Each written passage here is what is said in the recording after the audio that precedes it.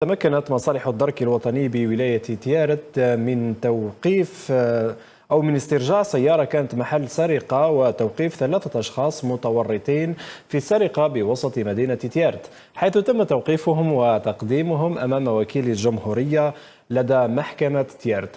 نتابع التفاصيل مع ديار بن داود.